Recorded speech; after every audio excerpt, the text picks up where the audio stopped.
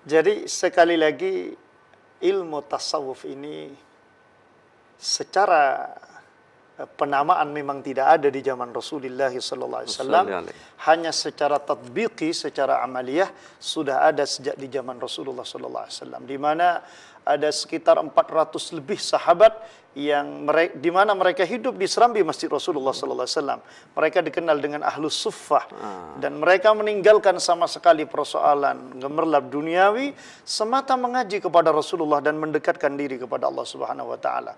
Sebagaimana sahabat perawi hadis yang sangat terkenal sahabat Abu Hurairah radhiyallahu anhu.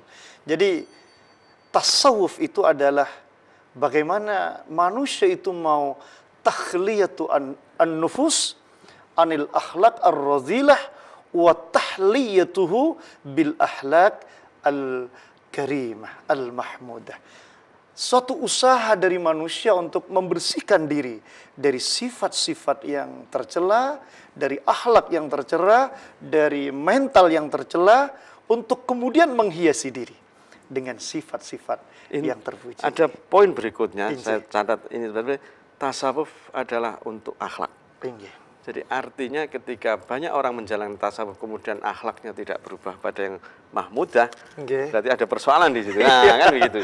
Ini inti kedua yang bisa kita sarikan tadi dari istilah tasawuf. Jadi inilah apa yang disampaikan oleh Al-Imam Al-Ghazali, bahwa kata beliau, wa alimtu anna tariqatahum innama tatimmu bi'ilmin wa amalin. Jadi ini poin penting dari ilmu tasawuf itu yang dipelajari oleh Imam Al-Ghazali dari tokoh-tokoh sufi terdahulu, bahwa thariqah mereka tidak hanya sebatas pada retorika, tidak hanya sebatas pada ritual atau teori dan lain sebagainya, tetapi kata Imam Al-Ghazali, tasawuf itu akan menjadi sempurna satu bi'ilmin.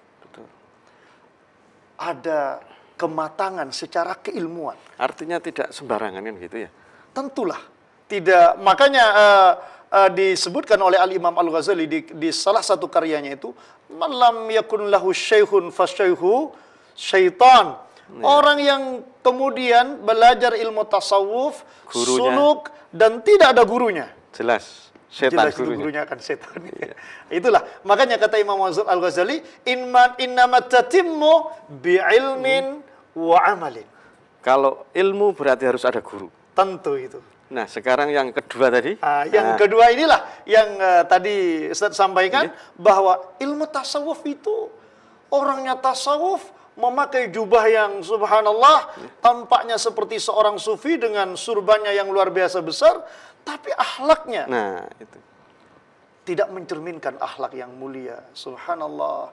Maka apa yang akan terjadi? Sesungguhnya dia, kata Imam Al-Ghazali, disebutkan dalam Ihya, minal maghrurin. Itu termasuk di antara golongan mutasawwifa al-maghrurin. Sufi-sufi yang terjebak dengan kesufiannya. Karena kesufian itu harus dibuktikan dengan akhlak. Dikira sudah dekat, ternyata masih sangat jauh. Nah, kalau tadi Ustadz menyebutkan Imam Al-Ghazali, tentu rentang sejarah dari 2 Hijriah sampai hari ini, banyak tokoh-tokoh tasawuf yang bisa dijadikan guru sebagai syarat tadi itu. Mungkin bisa disebutkan contoh guru-guru yang...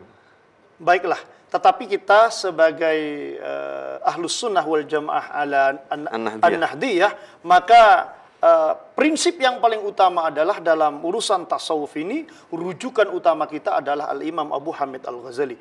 Inilah mengapa pada malam hari pada ini acara Hujjah Aswaja pada malam hari ini kita angkat sufisme Al-Imam Al-Ghazali, karena memang yang menjadi rujukan utama kita dari Ahlus Sunnah wal Jamaah An-Nahdiyah ini adalah Imam Al-Ghazali ini. Meskipun tentu kita banyak memiliki tokoh-tokoh lain, seperti misalnya Al-Imam Ibnu Athaillah As-Sakandari dengan karyanya Hikam, seperti Al-Imam Abdul Wahab Asy-Sya'rani dengan karyanya Al-Minahus Saniyah yang banyak dibaca di pondok pesantren, seperti Al-Imam Abdullah bin Alawi Al-Haddad dalam karyanya Risalatul Mu'awanah yang luar biasa itu, atau seperti yang disampaikan oleh Ustaz Ibn Al-Arabi. Jadi Banyak sekali tokoh-tokoh sufiah yang dapat kita jadikan sebagai rujukan dalam bertasawuf, tetapi kita ini seharusnya di dalam bertasawuf itu lebih baik kita kembali kepada tasawuf yang sudah direkomendasikan oleh guru kita Asy-Syaikh Al-Imam Imam Hasyim Al-Asy'ari itu. Jadi itu menurut saya seperti itu. Dan tentu bukan soal kelebihan, tetapi memang bagaimana pasnya kita harus mengikuti Imam Al-Ghazali. Kita bahas di segmen berikutnya. Insya Allah.